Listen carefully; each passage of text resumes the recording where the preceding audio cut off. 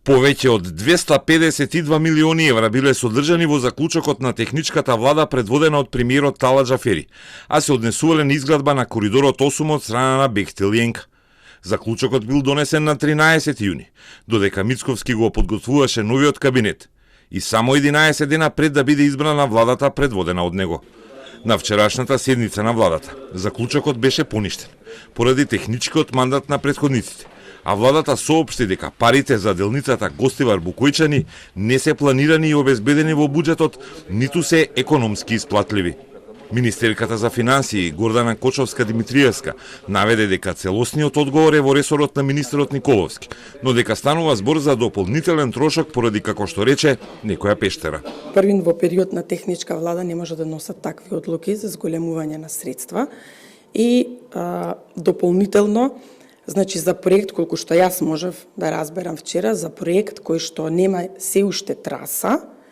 кажано е дека требало да поминува низ некој дел кој што дополнително ги зголемувал трошоците, бидејќи како било првично планирано, не можело,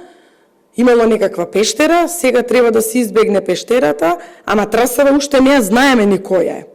Станува збор за пештерата Убавица во Гостиварско, а поради мислење на животна средина, трасата е изместена за да се спаси тоа природно богатство. Телма контактираше со поранешниот директор на ЈП Државни патишта, кој тврди дека не станува збор за нови средства, туку дека тие 252 милиони евра би биле во рамки на првичниот договор од 1.300 милиони евра за коридорите на Бехтел и ЕНК. Поради пештерата и поради планинскиот терен била направена кост-бенефит анализа,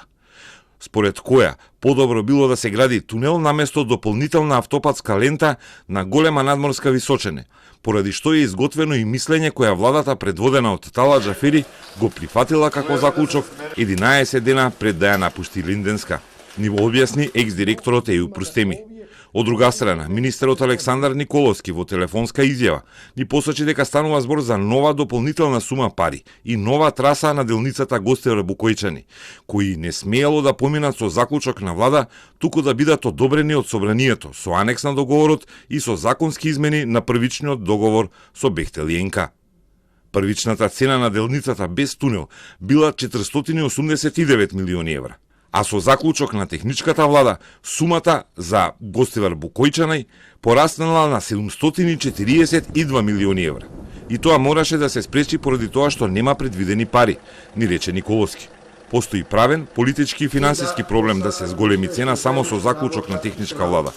кој дури добил негативно мислење од владиниот сектор за законодавство, поради што ќе го известиме и обвинителството за да ја истражи постапката на техничката влада, вели Николовски во телефонски разговор за Телма. Јавното предпријатие Државни патишта добиле насоки да го продолжат проектот по првично предвидената траса, без тунел, затоа што таа е законски уредена.